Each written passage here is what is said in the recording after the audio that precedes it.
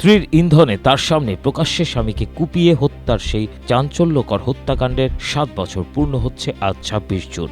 স্বামী রিফাত শরীফকে হত্যার অভিযোগে মিন্নিকে ফাঁসির দণ্ড দেয়া হয়। তার আবেদনের পরিপ্রেক্ষিতে বাবা মা ও স্বজনদের সঙ্গে দেখা সাক্ষাৎ এবং মামলা পরিচালনার সুবিধার্থে কাশিমপুর কারাগার থেকে বরিশালে পাঠানো হয়েছে বলে জানিয়েছে কারা কর্তৃপক্ষ।